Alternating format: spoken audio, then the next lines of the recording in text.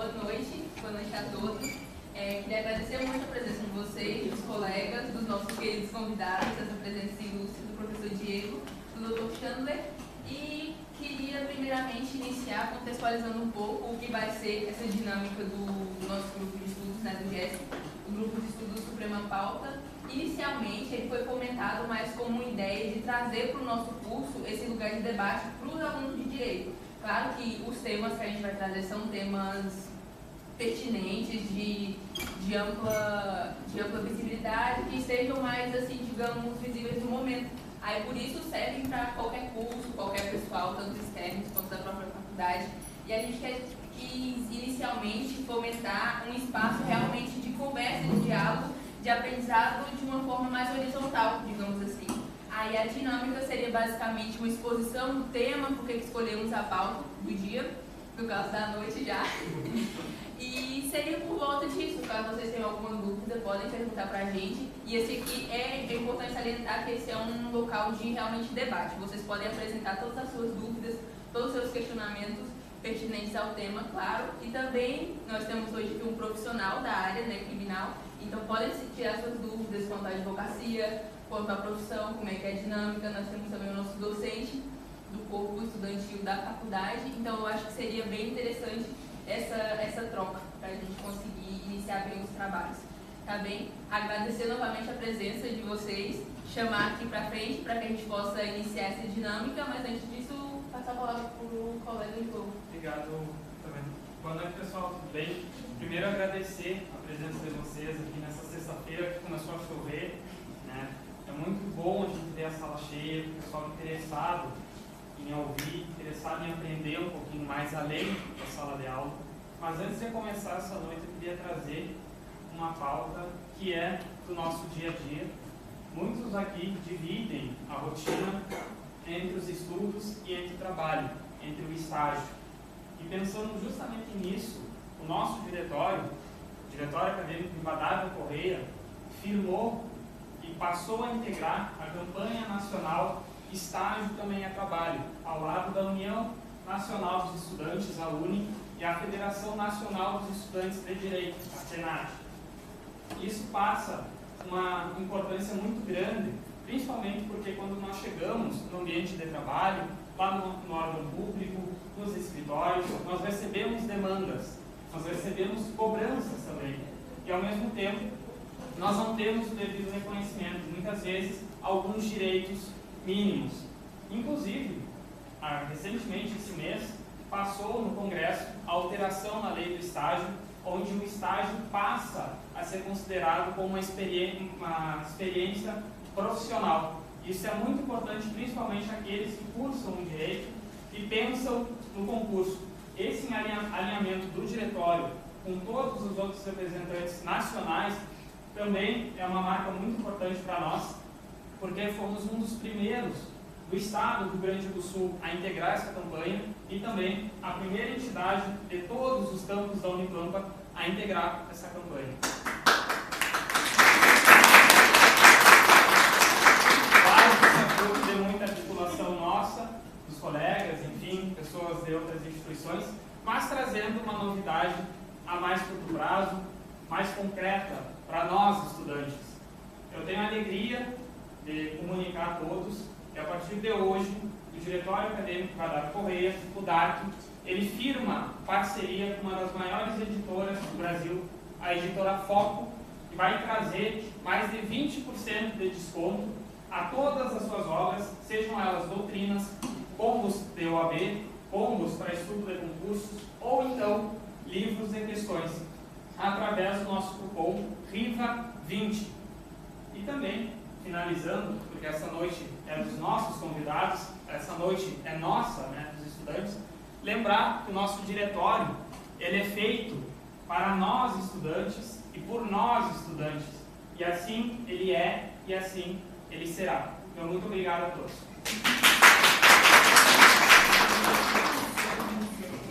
Vamos do início convidando o professor e o doutor Chandler aqui para frente para que a gente possa iniciar a exposição do tema, que seria a lei de facção. Foi o escolhido para o nosso primeiro encontro.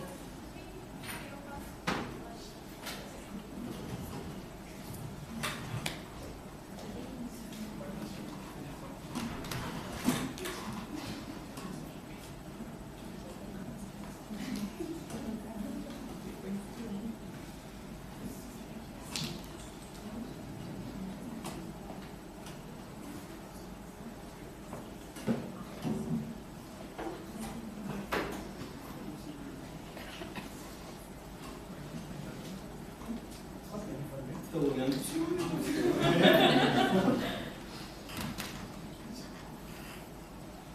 Então, em primeiro lugar, boa noite a todas e todos.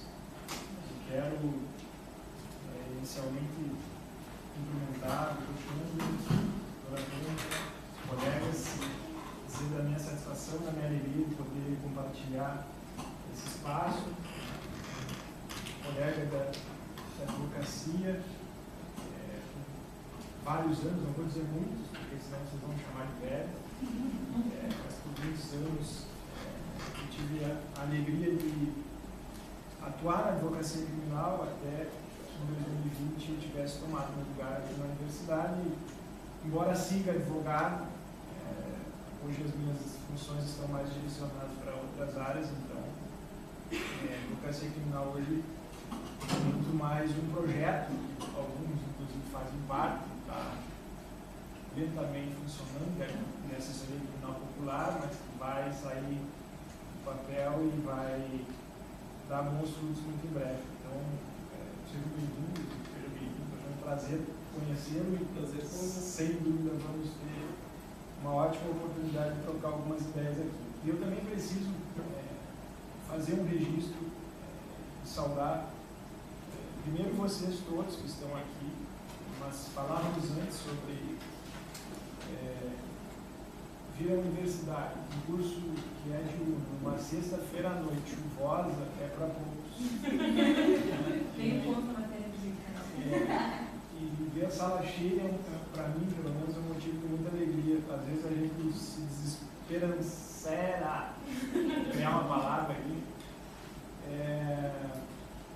A gente fica um pouco desanimado quando vê algumas coisas, e quando essas coisas acontecem, eu acho que a gente precisa fazer o registro e deixar expresso o quanto isso é motivo de alegria para nós, e sobretudo num espaço como esse. A sala de aula ela é diferente, porque a sala de aula às vezes nos engessa a cumprir alguns programas, porque precisamos respeitar os programas dos projetos pedagógicos.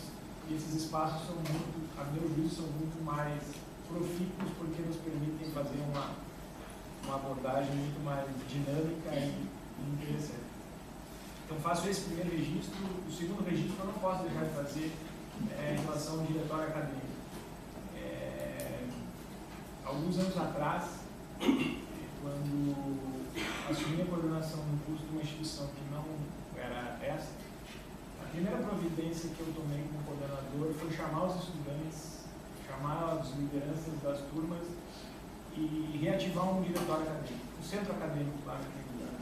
Porque eu acho que não se faz universidade, não se faz um curso de direito, sobretudo se você não tiver interlocução com os estudantes. Porque nós estamos aqui para propiciar a formação de vocês. Então eu fico muito feliz porque perceber que vocês conseguem entender que o diretório acadêmico é um instrumento, é um lugar de interlocução e de intermediação entre vocês e a universidade, e não um instrumento para vocês só se preocuparem em fazer festa, porque é importante fazer festa, mas só fazer festa não é a coisa mais importante, não é a função do diretório acadêmico, a meu juízo. Eu acho que isso precisa ficar registrado expressamente. Então, também por isso que aceitei o convite de vir na sexta-feira à noite, apesar de estar com visita que veio de longe na minha casa. Tá? Eu faço esses registros iniciais, não poderia deixar de fazê-los, e enfim, como conversei com o João, conversou comigo sobre a dinâmica de hoje à noite, eu vou tentar rapidamente, para não tomar o tempo dos debates, fazer alguns apontamentos sobre algumas questões que me chamaram a atenção na leitura da lei antifacção, na lei Raul Jungmann, como vocês preferirem chamá-la. Tá? E eu inicio aqui na ordem dos meus apontamentos. Primeiro, que a lei já começa errada. Se vocês lerem a emenda da lei, ela se auto-intitula como lei, marco legal do combate ao crime organizado, coisa que ela não é, porque o marco legal do crime organizado tem mais de uma década, está lá na lei 2.850. Tanto é assim que a própria lei antifacção faz referência à lei do crime organizado e em alguns dispositivos se refere a ela como uma lei geral em relação ao qual ela cria tipos penais especiais, circunstâncias especiais, sobre as quais a gente vai falar um pouco na sequência. Então ela começa já meio capenga, né, para dizer assim. Tá? Mas eu não tenho dúvida de que ela trata de um problema que é real. Todos vocês sabem como eu enxergo as coisas no direito penal, eu mesmo para os meus alunos. Eu estou entre aqueles que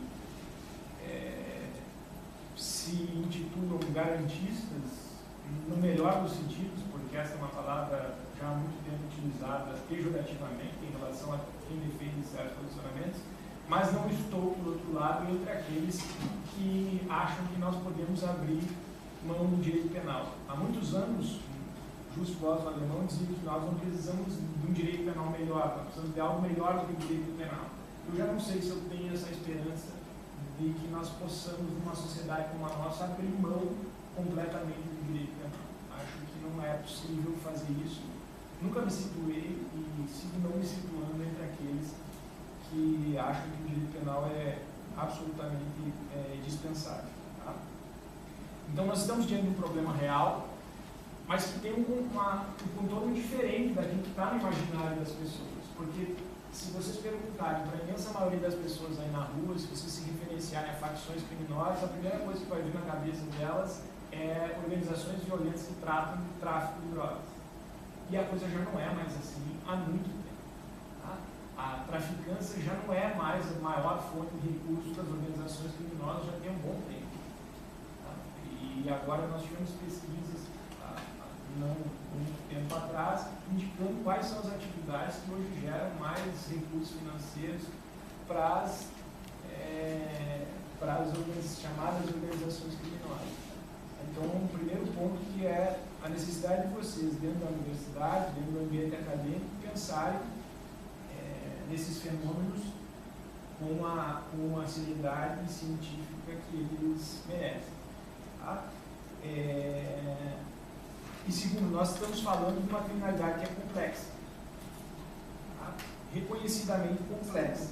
Hoje, vocês vão, não especificamente quanto a isso, mas se vocês olharem muitas disposições da lei, elas começam a internalizar uma metodologia, acho que posso dizer assim, que é própria do que na literatura penal se convencionou chamar de maxi-processos criminais. Quando vocês, por exemplo, olham para os prazos para a conclusão das investigações que são alargados, com as medidas antecipatórias que estão previstas na lei, tá? com os instrumentos probatórios que são admitidos, tá? Nós estamos falando de uma criminalidade complexa, tá? Que não tem mais a ver com aquela criminalidade paradigmática sobre a qual, por exemplo, falamos ontem em aula. Quando eu me formei, quando eu estudei direito penal há mais de 20 anos atrás, o crime paradigmático era o crime de homicídio, ou seja, era uma pessoa cometendo uma conduta que produzia um resultado material que era a morte clara de alguém, uma conduta que vocês ligavam o resultado com um nexo causal muito claro e que envolvia duas pessoas, uma que matou e uma que morreu. Tá? Hoje a coisa não é mais assim. Hoje talvez nós estejamos caminhando para uma criminalidade que já não tem mais como focos a ação, senão a omissão. Nós estamos falando de responsabilização penal de organizações cujas pessoas muitas vezes sequer se conhecem e que não dividem claramente tarefas. Tá? Então, e o ambiente digital é um facilitador disso. Então nós estamos falando de coisas diferentes e nós precisamos pensar em mecanismos diferentes. É evidente que esses mecanismos precisam ser construídos respeitando tudo aquilo que nós, ao longo de 2 séculos, conseguimos construir em termos de racionalidade penal. Tá? Então, sim, eu acho que a lei tem problemas muito grandes, que nós vamos depois falar um pouquinho sobre eles aqui, mas ela tem méritos. Né? Eu acho que ela tem alguns méritos, que é manifestar preocupação com um problema que ele é real, tá? E que traz medidas que talvez não estejam tão bem construídas, mas que tem um foco que a mim é o foco mais promissor quando se busca combater. Eu não gosto desse termo, não gosto quando as leis se intitulam dessa maneira, mas que visa a investigar e apurar infrações cometidas pela criminalidade organizada, que é a questão financeira. Hoje eu não consigo imaginar uma atuação investigativa hoje eficaz no Brasil e em termos de repressão penal no Brasil que se imagine invadindo determinados locais e com a polícia trocando tiro com as pessoas. Não é assim que se combate a criminalidade organizada no Brasil. Com instrumentos que tentem propiciar uma asfixia financeira dessas instituições. E eu digo isso já dando um testemunho aqui pessoal, porque entre 2023 e 2024 eu tive a oportunidade de trabalhar no Ministério da Justiça por um período, a convite da equipe do então ministro Flávio Dino, e participei lá de algumas discussões. No início dessas discussões, o atual governo apresentou uma proposta de lei voltada ao combate à criminalidade organizada, que não é essa, naturalmente. Essa lei foi desfigurada no Congresso Nacional brasileiro. Mas eu te faço esse registro para dizer que a grande preocupação e o grande foco das pessoas que lá estiveram debatendo essas questões foi exatamente criar mecanismos que pudessem propiciar essa asfixia financeira das organizações criminosas. Não há, me parece, outro caminho para se conseguir com alguma eficácia, com alguma eficiência, bons resultados que não seja isso. Não é pelo caminho da força, não é pelo caminho da violência, é pelo caminho da inteligência que se vai, de alguma maneira, conseguir bons resultados em relação a isso. Então, esse era o meu registro geral, assim, que eu gostaria de fazer, antes de entrar nos pontos mais específicos da lei. Tá? E eu fiz algumas anotações aqui para trocar ideias com vocês a respeito desta lei antifacção, lei Raul Júnior, como quiser. Tá? A primeira diz respeito às tipificações. Tá? Nós tivemos a previsão de dois tipos. Há dois artigos, dois dispositivos da lei antifacção tipificando as condutas que constituem os crimes que eles denominaram de domínio social estruturado e de favorecimento ao domínio social estruturado.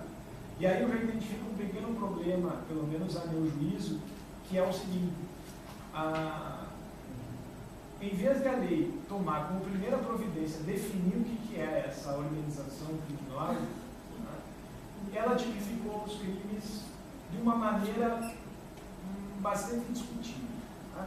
Então, se vocês pensarem, por exemplo, na forma como ela se organizou, tá? Nós podemos identificar ali nessa lei três tipos de organização criminosa, tá? Que é a tal da organização criminosa ultraviolenta, tá? E depois nós vamos identificar problemas nessa tipificação, porque se vocês pensarem, eu gosto de trabalhar com as minhas escadinhas, vocês sabem como é. Né? Se nós pensarmos, por exemplo, na associação para o tráfico, nós vamos olhar para a associação para o tráfico e ver que a lei exige pelo menos 2 pessoas atuando. Se nós pensarmos na associação criminosa, né, vocês verão que a lei exige pelo menos 3 pessoas atuando. Se nós olharmos para a lei da criminalidade organizada, a lei 2.850, ela exige pelo menos 4 pessoas atuando. A lógica na minha cabeça, pelo menos, se eu estou falando de organização criminosa ultraviolenta, eu estou necessariamente precisando pensar em algo que adicione requisitos a essas tipificações. Mas não. O que a lei fez foi prever que a organização criminosa ultraviolenta, que agora, a partir de agora, vamos chamar de facção criminosa, porque a lei faz isso, não sei porquê, é o agrupamento, denomina-se, considera-se a organização criminosa ultraviolenta, denominada facção criminosa, o agrupamento de 3 ou mais pessoas que emprega violência, grave ameaça ou coação para impor controle territorial ou social, intimidar populações ou autoridades, ou atacar serviços, infraestrutura ou equipamentos essenciais, ou que pratica atos destinados à execução dos crimes tipificados nessa lei. Então, se vocês fizerem uma comparação entre as tipificações da lei antifacção e da lei de organização criminosa, vocês vão sentir falta de alguns requisitos. Por exemplo, uma organização bem estruturada, a finalidade econômica. Já não há aqui, próprio do conceito de organização criminosa, a exigência de uma finalidade econômica. Tá? Diga-se de passagem, quando o artigo 2º vai tipificar as condutas que constituem o crime do domínio social estruturado, ele inclusive faz uma ressalva que para mim é muito estranha, né? Que é no sentido de constitui crime independentemente de suas razões ou motivação. Eu acho que o legislador quis com isso dizer que a organização criminosa ultraviolenta não tem a ver com as organizações, talvez pela polêmica envolvendo Brasil e Estados Unidos, né, com as finalidades políticas ou outras religiosas, né, que configurariam o terrorismo. Diga.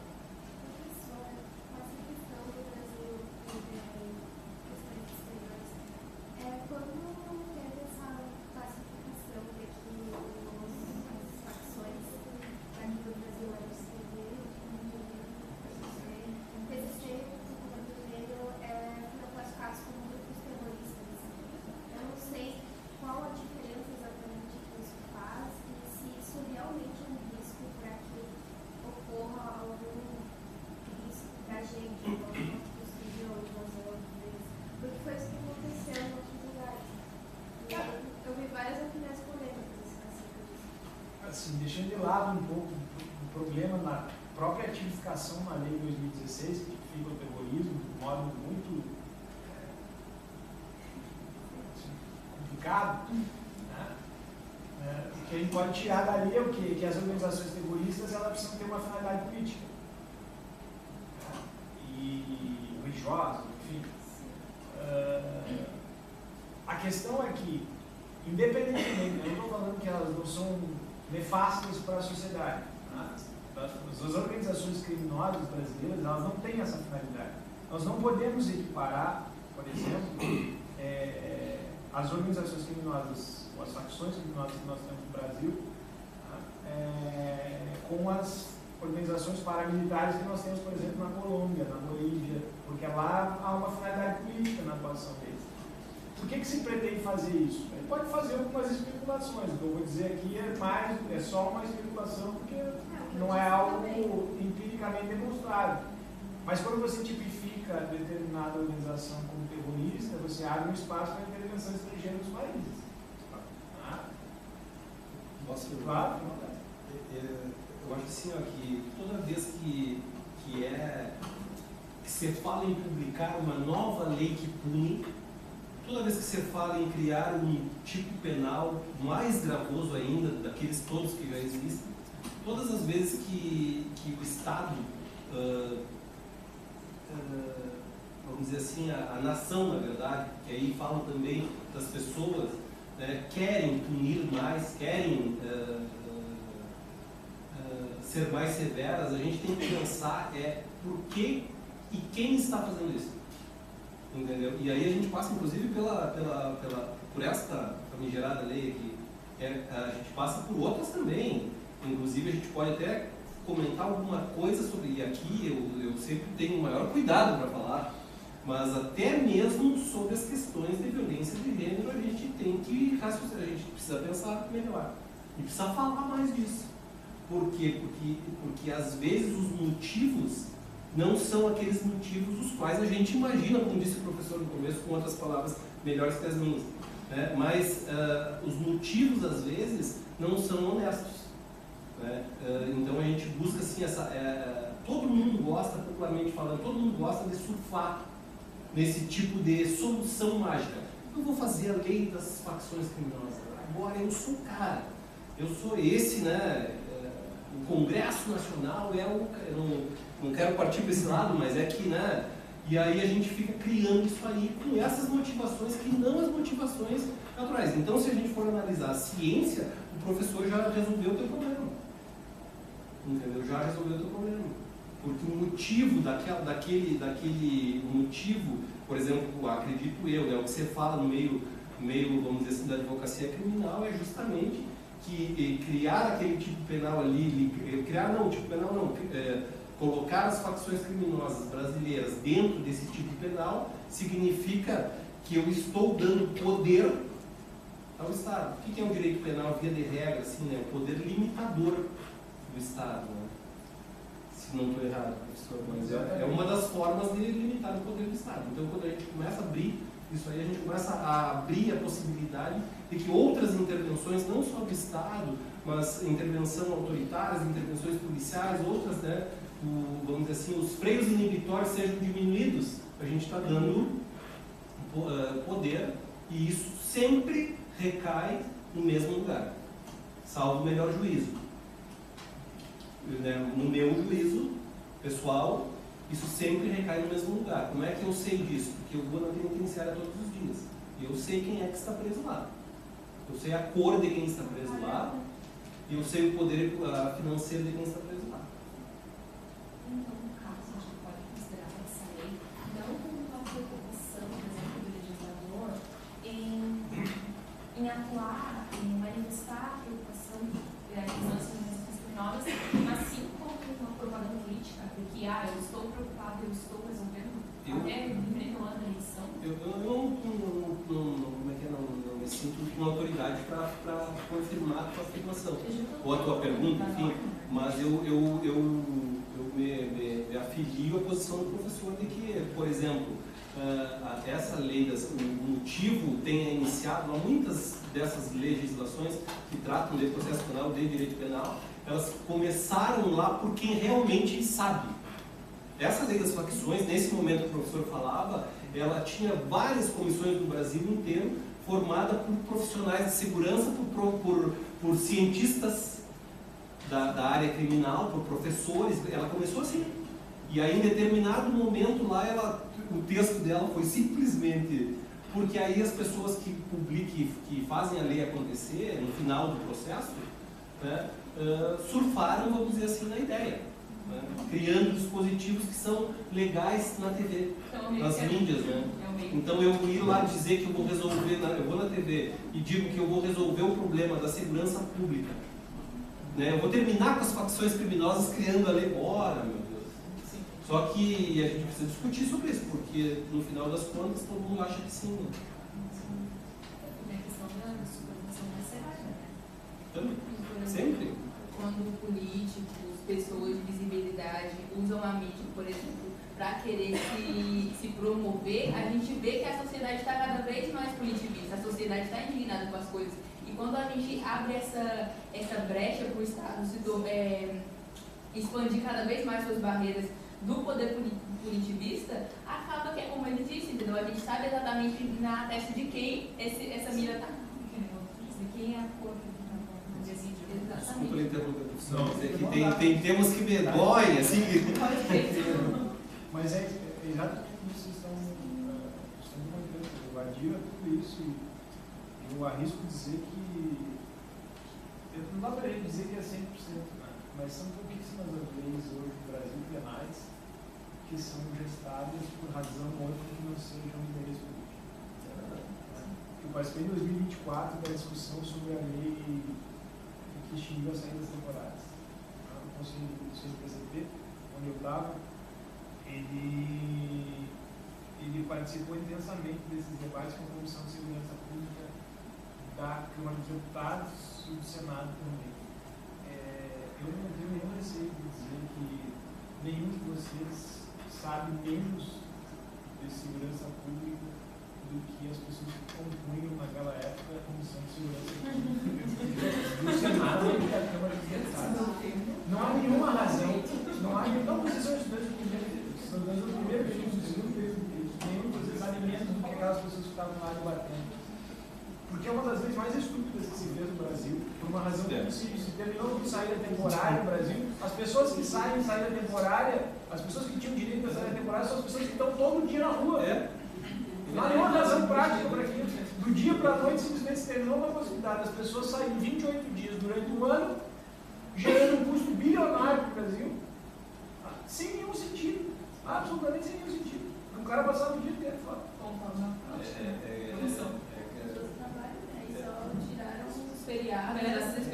É que isso aí, o outro exemplo que eu trouxe até nos meus apontamentos é a questão do auxílio de reclusão, como se o auxílio reclusão coubesse dentro dessa lei, como se o auxílio reclusão fosse atingir alguém nessa lei, e como se, que é o que a sociedade pensa, como se o preso, o condenado, recebesse auxílio reclusão quando ele não recebe.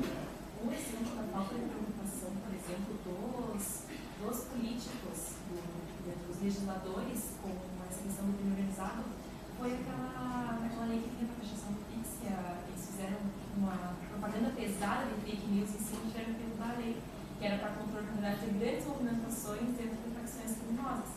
E aí foi para não, eles vão taxar os 500 pilas de PIX que tu manda ali para fulano, vão taxar a galera pegando os... Só para corroborar o que o professor falou agora por último ali, assim, ó, e a gente nota assim, no Brasil, assim, ó, nessa movimentação toda da nossa sociedade, que o direito penal, que deveria ser a última ratio, na verdade, hoje o direito penal é o movimento que chama-se a penalização da sociedade.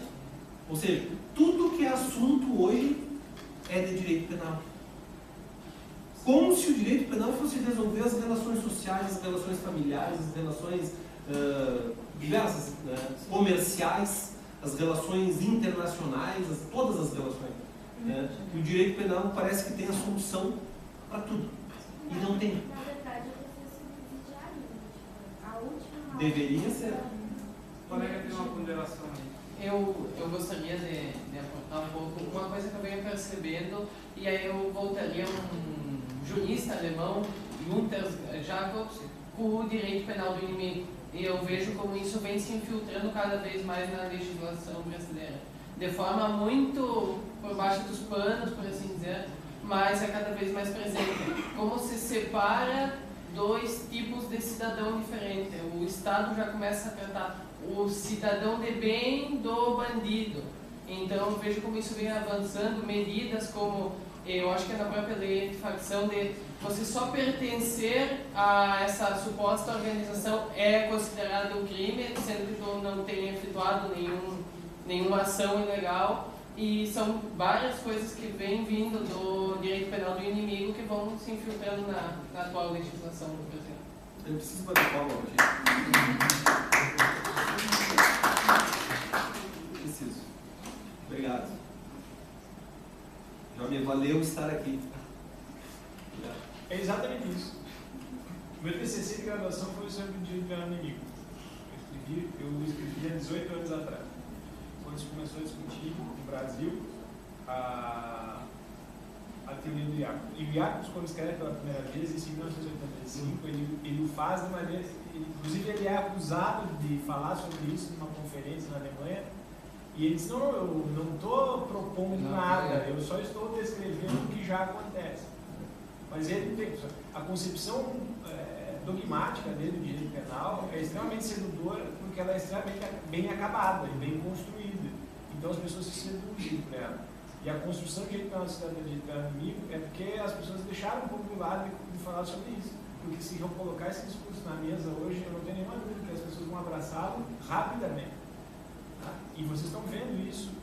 Ontem, o material dela que eu para vocês, ontem eu coloquei, eu falava sobre o direito penal inimigo ontem, e um dos exemplos era esse tipo penal aqui da lei das facções que antecipa a punição dos atos preparatórios, que é uma coisa horrorosa. Então, de fato, mas há problemas de concepção da construção dele que são gigantescos, porque como é que o direito vai fazer essa cisão? Qual é o pressuposto do cidadão? É participar da vida em sociedade. Como é que o direito vai dizer quem não é cidadão, quem perde o Estado? Quem define? É o direito definindo o não direito. Isso é impossível, isso é completamente fora de lógica. Então, mas é exatamente isso, acho que há uma aderência. Por isso que há uma crítica quando se nomina essas leis de combate, porque combate é um termo de guerra. E guerra é o lugar onde elimina o inimigo, que é o que se tem que fazer com isso aqui. Então, outra coisa. Vou tentar mais rapidamente trazer alguns pontos aqui, porque eu acho que o debate é muito mais interessante. Muito mais interessante do que alguém que está falando. assim, eu preciso ter um cuidado assim, em relação ao que nós vamos entender por organização criminosa, porque nós vamos ter pelo menos 13 diplomas normativos coexistindo hoje. Que é a lei das organizações criminosas, que vão definir genericamente, a lei antifacção, que agora denomina de organização criminosa ultraviolenta a facção criminosa, mas que também agora passa a dizer afirmativamente que milícia privada e organização paramilitar também são organizações criminosas. E isso vai ter impacto gigantesco, porque as disposições da lei 2.850, inclusive com os meios de investigação, os meios de obtenção da prova, vão se aplicar a essas situações aqui. E vocês vão ver gente, por exemplo, começando a sustentar que também a disposição que trata dos crimes hediondos com referência à organização criminosa especificamente, vai começar a valer para a milícia privada, para a organização criminosa ultraviolenta, que é expressamente o é. Tá? Então vocês vão ter algumas discussões certamente surgindo a partir de agora. Eu fiz alguns registros aqui em relação a coisas que me chamaram a atenção. Primeiro, depois disso que eu já mencionei, a questão da desproporcionalidade das penas. Tem coisas gritantes aqui para mim. E nós estamos falando de situações em que, de muitas situações em que nós teremos pessoas cumprindo o regime fechado por 40 anos. Tá? Porque temos um limite de pena no Brasil, de cumprimento de pena, que é 40 anos, mas os benefícios não, os direitos prisionais não são calculados com base nesse limite, eles são calculados com base no total da pena. Então vocês podem ter pena aqui que supera, uma pessoa sendo punida por 2 crimes, em penas que superam os 100 anos. Porque não vai faltar gente que vai dizer que nós temos que aplicar as penas aqui em concurso material. Ou seja, nós temos que somar a pena dos artigos 3º e 2º. E aí nós estamos falando de algo em torno de quase 100. Essa é a regra, né? Do concurso material. E aí, com causas de aumento da pena, veja só, eu fiz alguns registros aqui. A pena, o crime tem pena de 20 a 40 anos e ela pode dobrar se alguém for líder, mesmo sem praticar atos materiais da execução. Se o sujeito for líder da facção, ainda que ele não participe materialmente dos fatos, ele pode ter uma pena de 80 anos. E seria muito interessante se essa pena realmente chegasse nos líderes que não praticam o material do fato. Só que não. Isso. Não vai ser aquela cortina de fumaça enorme, onde os iniciais, quem está ali na boca do fumo, quem é aviãozinho, é quem vai ser penalizado. E veja que tem outro problema aqui. Nós estamos falando de 80 anos de pena. Tá? Nós estamos falando de progressões de regimes que foram estabelecidas em quase 100% da pena. 85%. Nós chegamos até a exigência de 85% do crime. Esse exemplo aí é 85%. Nós vamos ter gente que vai ter que cumprir 51 anos de pena no regime fechado para progredir para o semiaberto. Só que o seu limite é 40. O cara vai passar 40 anos de fechado.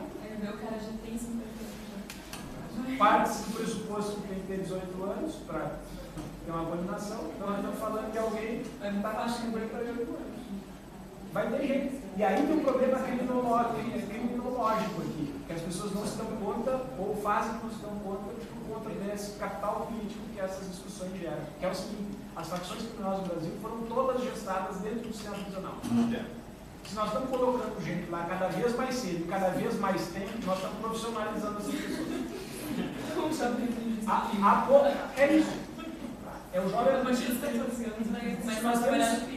Nós temos assim, algumas situações muito pontuais em que as facções criminosas surgiram, se desenvolveram fora do ambiente prisional. Mas no Brasil, maciçamente, as facções se gestaram e se desenvolveram dentro do sistema prisional. Ou seja, nós estamos dando escola, nós estamos pegando um camarada lá que pratica uma infração, que é um aviãozinho de tráfico, colocando ele no sistema prisional, para o cara compartilhar com as lideranças. Isso é problemático. Se nós estamos aumentando, e nós temos quase 1 milhão de presos no Brasil. Nós temos quase 1 milhão de presos. A gente não tem como imaginar o impacto disso aqui na sociedade, no sistema prisional brasileiro. Para mim, na minha opinião, é completamente lógico. Um país onde um preso chega no presídio e uma das primeiras perguntas que o fazem é de qual facção você é. Se não é de qual facção, de qual região você mora, para saber de qual é a área controlada. Num lugar desse, um país desse, fomentar uma lei dessas para carregar cada vez mais a população para a área carcerária, é completamente Ontem nós fizemos um júri ontem, no meu escritório, nosso escritório e o escritório que a Júlia trabalha, juntos. E em determinado momento do interrogatório, foi questionado do acusado se ele fazia uso de drogas dentro da penitenciária, porque até uma das teses era a semi-imputabilidade pela doença mental ligada às drogas. E ele responde para o colega assim: o quê? O senhor está brincando comigo? É óbvio, né? Mas o que tu usa lá? Cocaína, remédio, maconha, pedra. Ah, tu falou pedra? Lá, sim, pedra. O senhor está brincando comigo, né? O acusado dizia assim, né? E aí todo mundo ficou olhando. E o pior é que todo mundo ficou olhando para o juiz baixa a cabeça. O promotor baixa a cabeça. Os policiais penais que estão ali, os outros policiais, todo mundo baixa a cabeça. E o resto da sociedade fica assim, como mas se... existe drogas. Não, se tivesse o cálculo de densidade, se tivesse o cálculo de densidade, talvez tenha poucos lugares no universo que tenham mais concentração por metro quadrado. Então, só para exagerar um exemplo, porque, olha, essa história aí tem exemplos para um mês de aula. A ajudada, inclusive, chegou a dizer, e eu vi. Quando vocês perguntaram se nos presídios tem telefones, tem como ter acesso a telefones, eu acho que não, eles não conseguem ter acesso a telefones. Não, e a gente chocada, porque os presos não vão ajudar por meio do WhatsApp. E o WhatsApp. É que tem toda uma questão retirando a carga política, obviamente, mas é um erro que o preso já cometeu e está voltando a cometer. Né? Na ditadura militar, o que aconteceu? Se misturou os presos políticos com presos comuns. E muitos desses presos comuns aprenderam a se organizar com presos políticos. Daí é que nasce PCC, Comando Vermelho. Então, inclusive, agora eu não estou recordado bem se foi o PCC ou o Comando Vermelho. Um deles começou com um professor, o primeiro líder deles foi um professor super intelectualizado dentro da penitenciária. Falando de Vermelho. Na ilha de... Tem um documentário... Do Rio de Janeiro, né? É. Não me lembro. Sabe que me lembro? Ano passado, quando teve uma mulher de Caxias, acho que foi, que deu uma palestra sobre como é que é os projetos de assistência dentro dos presídios, né? E ela apontou que quando a pessoa chega no presídio, ele tem toda a roupa tirada do corpo e ele tem aquelas perguntas, né, os laços, essas perguntas aqui como de que nação você pertence, qual é a sua região. E quando o condenado entra no presídio, ele não recebe nada do Estado.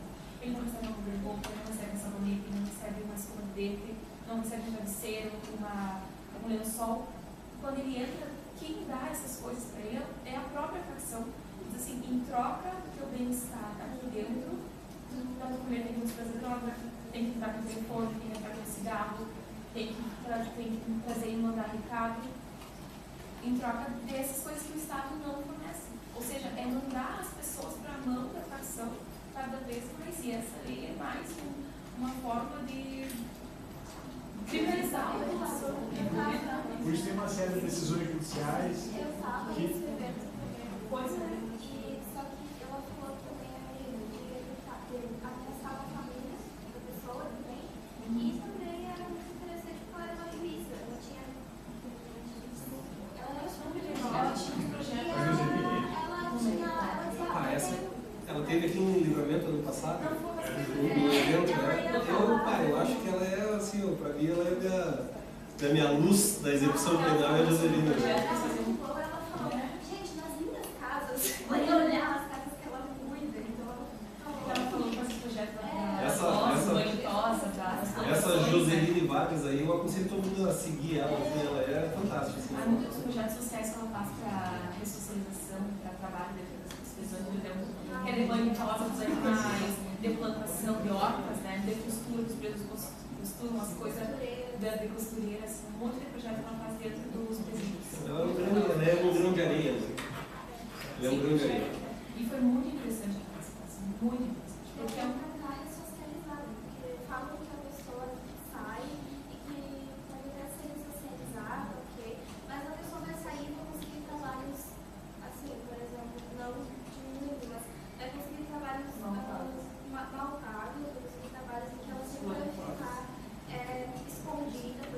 sua um certificado entrado, eu sempre tenho que passar um trabalho, mas que socialização é essa, sabe? É a maior opção. Eu não acho que isso seja. Se a pessoa não escolheu, são as opções que ela teve.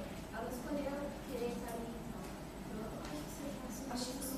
nos primeiros dias de aula a gente teve essa discussão acerca de que a maior punição do preso, na verdade, é a sociedade. Depois que ele sai. A gente conversou sobre isso nos primeiros dias lá.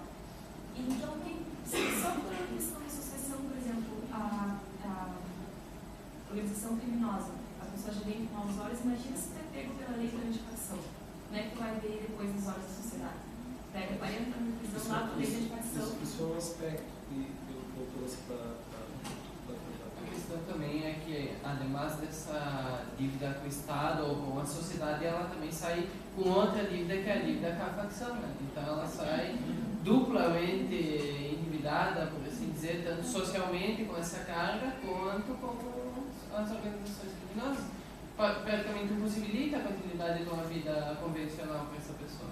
Esse caso da questão das normas, de trazer coisas para dentro do sistema prisional, quem está fora, por conta do compromisso que os juízes assumem com o ingresso no sistema prisional, eles têm decisões judiciais muito interessantes, afastando a culpabilidade nesses casos por coação moral irresistível. E eu acho que nesse tipo penal aqui do artigo 3º tem situações que para mim caracterizam com muita evidência hipótese de coação moral irresistível. Porque tu pega situações como utilizar o local, o bem de qualquer natureza, propriedade, etc., etc., ou consentir que outrem dele se utilize para cometer ato previsto no artigo 2º. Então, você imagina a situação de um morador, tá, que é compelido a ceder o seu imóvel para uma reunião com uma facção criminosa. Isso é um crime punido com 12 a 30 anos. Isso é uma coisa maluca. Isso é uma coisa maluca.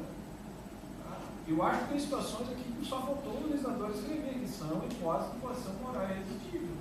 Porque não há como condenar uma pessoa nessa situação.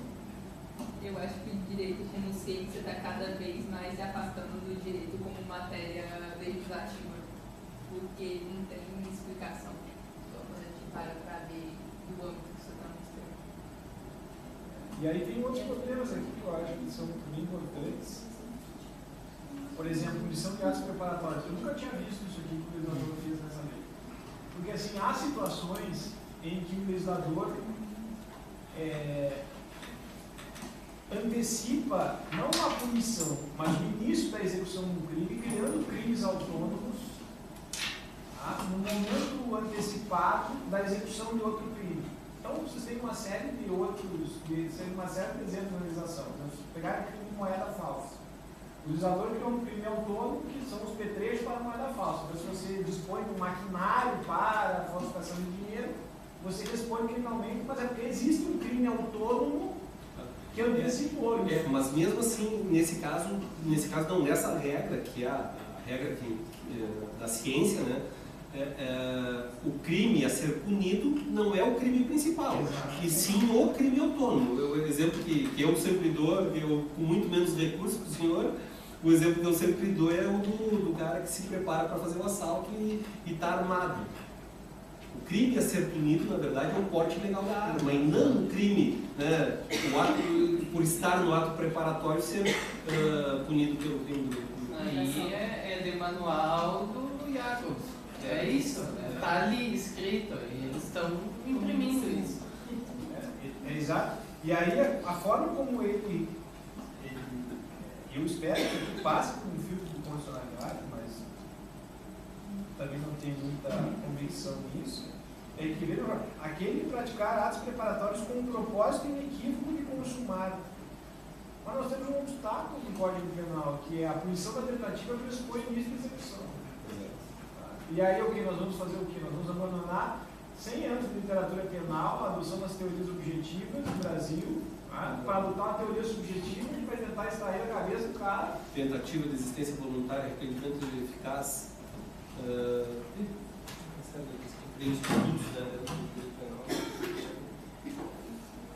Então isso, do ponto de vista material, e tem questões processuais ali que me chamaram muita atenção. Eu não quero entrar nas questões das medidas cautelares. Eu trouxe as processuais. Então, vai lá. Me ajuda para... Vocês me permitem levantar, que eu como é que eu sou muito interativo. E aí não, sou legal. É que sabe que outro dia, até comentando com o professor, olha só, vê se não concorda comigo. Hoje em dia esse modelo aqui é o modelo mais usado, né? E a ideia disso aqui é o seguinte, é tirar a ideia da palestra, que parece que o palestrante é formalismo, aquela coisa toda, e aí a gente criou, nós, né, que vamos se acomodando, criamos o painel, né? O nome disso aqui é painel. E aí a gente, todos ficam sentados nas cadeiras e botam 2 poltronas, ou 3 poltronas para quem vai participar, um mediador, 2, não sei como é que chama também, né? Enfim, 2 convidados, né? Então, e aí normalmente a poltrona do cara, ela não é confortável, entendeu? Não, ela não é confortável assim, 9 fora, que é boa vontade, mas ela não é confortável do ponto de vista que a gente fica num lugar mais baixo. Porque a ideia de quem trouxe essa poltrona aqui é dar uma poltrona muito confortável. Mas a gente ficou mais abaixo e não fica tão confortável assim. Mas vamos lá. Eu trouxe assim, olha só. Eu só fiz uma confissão, assim, uma desabafo. Na próxima eu desço o sofá lá. Não, porque o próximo convidado pode ter, né? Não concordar. Eu queria só os dedos, né? Vou fazer assim, ó, eu falo rápido. Se alguém quiser me interromper, tá tudo certo, entendeu? A ideia é essa. Mas primeiro dizer assim, ó, que antes de começar meus apontamentos, assim, eu fiquei muito feliz assim, que eu acho que vai se encaixar bem direitinho. Esse professor trouxe o direito material, a crítica ao direito material, né? E com muita propriedade, assim, e uma felicidade poder ouvir o professor assim, voltar a um banco escolar e ouvir um professor assim. Estava reclamando, né, dizendo para ele que a nossa vida está tão corrida e o processo penal é tão ligeiro, tão rápido, que a gente está com dificuldade, quem trabalha na área está com dificuldade de parar para estudar, para fazer um curso, para fazer uma pós, para fazer. Eu estou com 2 pós lá, no meio do caminho, não consigo andar com aquele negócio. Eu não tenho tempo, assim, não tenho tempo. Hoje eu estou fechando, depois de ir embora, uma semana, não.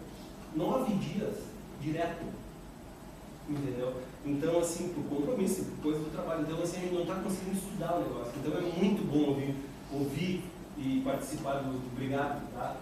Eu queria dizer assim, sobre isso aqui, diretório acadêmico. Preciso fazer uma farinha muito rápida. Assim, eu fui presidente do diretório acadêmico na época da faculdade, e um tempo atrás, e foi de uma época, assim, muito década de 90 e 2000. Então, assim, era muito... Cara, a gente era muito crítico, a gente era muito de se envolver na faculdade, de fazer movimentos, a gente queria derrubar o professor, a gente queria derrubar o diretor, a gente queria reclamar da verba, do isso, do aquilo, a gente era muito assim, né? A sociedade mudou, as pessoas mudaram, e a geração de vocês é uma geração mais polida que a minha. É uma geração mais educada, mais sensível, né? É fato. Eu tenho um filho da idade de vocês, eu vejo isso, né? É fato. Então, assim, aí, tempo atrás, me convidam para ir para a universidade, fazer um trabalho como esses aqui, e eu questionei um aluno que eu conheci, e digo, tia, e o que vocês estão fazendo aí e tal? Eu andava por esses corredores aqui, não sei o quê. Cara, nós não temos diretório acadêmico. Cara, como é que uma faculdade de Direito, que é um lugar onde a gente aprende a criticar? Criticar positivamente, criticar, entendeu? Reclamar, enfim, pensar. Como é que a gente não tem um diretório acadêmico num lugar que é um lugar para a gente pensar, para a gente começar a nossa vida no direito, seja qual o ramo? Não tem como, né? Não tem como. Aí o cara sai da faculdade capenga, porque ele não aprendeu nem assim, ele se esforçou em criticar, em se manifestar, em buscar, entendeu? E cobrar. Porque isso aqui, sexta-feira à noite, professor, tem que ser cobrado pelos alunos, a gente tem que ter. Porque é bom fazer a festa na sexta-feira. Claro que é, eu faço sair daqui para fazer a festa. Eu gosto da festa, eu gosto. Mas assim, ó, sexta-feira à noite, cara, que felicidade eu estou dentro aqui. E poder compartilhar com vocês isso assim, é muito grande felicidade. E eu acho que o aluno tem que ter essa luta por isso, de reclamar disso aí. Tem que se apropriar disso aí, entendeu? Então, parabenizar então o João, assim, que te agradecer, João, que conhece o teu trabalho, conheço mesmo o trabalho do João, assim, já falei isso para ele, admiro a tua posição, eu tenho certeza absoluta que tu vai ser uma pessoa profissional de muito sucesso. Tenho absoluta certeza. E daqui a alguns anos, assim, a gente vai ter ver brilhando, assim como muitos outros, né? E todos que quiserem, na verdade, vão ser, né? Então, assim, falar desse negócio da crítica, né? Que foi comentado no começo pelo professor, que era isso aí que eu estava dizendo. Que, cara, vocês têm que se manifestar. Só que para a gente se manifestar, velho, não adianta levantar a bandeirinha do partido A, levantar a bandeirinha do partido B, assim, ó, só porque sim, só porque A, só porque B. Não, cara. A gente tem que criticar a partir, assim, ó, de conhecimento, a partir de leitura. Que felicidade eu vi esse guri falando de Jacobs, entendeu? Eu conheci pessoalmente, fiz umas aulas com o Máximo, professor argentino? O Máximo, que falava muito sobre isso aí, né? Então, assim, também fiz aulas com o Ferraioli, sobre o garantismo, pessoalmente ouvi da boca dele em Roma Tre, disse, o garantismo é um pensamento, que produz os direitos fundamentais numa sociedade. Pena que mal traduzido no Brasil.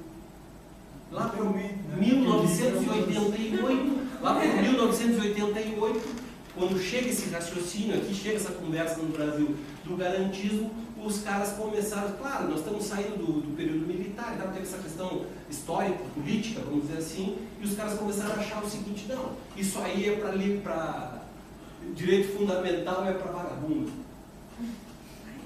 Cara, até hoje a gente ouve isso, cara. E ele diz assim, cara, não tem nada a ver. Porque como diz o Auri, falo mais adiante, o Auri Lopes Júnior, ele tem uma frase que eu amo, que ele diz assim, ó, punir é civilizatório. E punir é necessário numa sociedade. O problema é como é que a gente vai fazer isso. Porque como disse o professor, é óbvio, a gente precisa ter um limite, essa questão das facções, da droga, da lavagem de dinheiro, tá tudo certo. Mas assim, ó, como é que a gente chega lá? Aí é que é o problema. E é isso que a gente precisa pensar. E nós, como, vamos dizer assim, como operadores do direito, nós todos, como operadores do direito, precisamos fazer essa crítica analítica sobre isso. Então não adianta eu me manifestar, e aí é que vem o meu ponto com vocês, tem que se manifestar, sim, mas com conhecimento, com estudo, como diz aqui na fronteira, a cavalo da razão. Entendeu? Não falar bobagem, levantar bandeirinha e fazer discurso idiota aí, rua fora, entendeu? Não vai resolver nada, só para os outros darem risada da gente. Agora, quando a gente se levanta e com propriedade a gente se manifesta e a gente ganha o respeito dos outros pela fala e pelo pensamento, aí sim a gente está fazendo uma crítica top. O garantismo, o punitivismo, já falei. O processo de construção da legislação também, a questão do processo legal. Então, eu trouxe aqui para dizer para vocês, antes de mais nada, assim, que eu adoro o negócio. Eu acho importantíssimo, especialmente, eu acho que para todo mundo, né? Para todo mundo. E antes disso, dizer que é um grande prazer estar aqui com vocês, assim, realmente, assim, foi um prazer conhecê-lo, viu? Diz assim, ó. O encanto sobrenatural que há nas coisas da natureza, no entanto, amigos, se nelas algo te dá encanto ou medo, não me digas que seja feia ou má. E deixa-te dizer um segredo, mas deixa-te dizer o maior de todos os segredos. Essas coisas que parecem não terem beleza alguma, é simplesmente porque não houve nunca quem lhes desse um segundo olhar. Então, assim, ó, o direito é exatamente isso. Isso é Mário Quintana. As coisas. É Mário Quintana. Exatamente isso. Um segundo olhar. E o que nos separa desse raciocínio punitivista que a gente tem, nós estudantes de direito, o que nos separa do resto da sociedade e o que também nos traz responsabilidade enquanto operadores de direito de tentar mudar essa realidade, é justamente isso, é ter um segundo olhar. Como disse o Zaffaroni, quando faz a teoria quando briga pela teoria da co-culpabilidade, ele dá o exemplo do cara, olha só, de uma mãe craquenta, imagina aquela imagem do craquento com os dentes caindo, assim, tal, não sei o quê, que está lá na boca do fumo, no final de uma vila, e ela está vendendo umas pedras de crack na esquina ali, e a polícia chega e prende ela, vai para a delegacia, tráfico de drogas. Do tráfico de drogas vai para a penitenciária e dali terminou o mundo para ela. Bueno, o Zaffaroni diz o seguinte, eu disse que, cara, só um pouquinho, que é essa mulher aí? Essa mulher é pobre, ela nunca teve educação, ela nunca teve família, ela nunca teve nada, o Estado nunca deu nada para ela. E agora está cobrando, ela tem 5 filhos, na verdade ela não está traficando drogas para ganhar dinheiro, está traficando drogas para poder alimentar os 5 filhos que estão loucos de fome ali no barraco dela. E aí Zaffaroni diz assim, ó, cara, isso aqui não é culpa dela. O que é a culpabilidade? É o grau de reprovabilidade da conduta da pessoa. Isso é culpabilidade. Então, a reprovabilidade da conduta dessa pessoa, na verdade, tem que ser compartilhada com o Estado, que, de certa forma, proporcionou ela de estar ali. Tem um segundo olhar, a gente precisa, como operador de direito, ter um segundo olhar sempre. E ter absoluta certeza que tentar ser garantista é a coisa mais inteligente numa sociedade hipócrita do jeito que a gente está vivendo. E daí as pessoas acharem que punir e socar dentro de uma cadeia vai resolver o problema de alguém. E o problema é exatamente que quase toda a sociedade olha para isso aí e parece que a gente joga a pessoa lá dentro e joga a chave fora, né? E aí o cara sumiu dali, tá? Ninguém mais viu o traficante, o fulano. O cara, ele está lá dentro, está produzindo lá dentro. Entendeu? Então o sistema penitenciário tem 1 milhão, quase 1 milhão de pessoas lá dentro, pobres, na sua grande maioria pretos, na sua grande maioria cerca de 700 mil são de prisões preventivas, que estão muito relacionadas ao tráfico e hoje em dia à violência doméstica, que precisa ser falada, porque não está legal.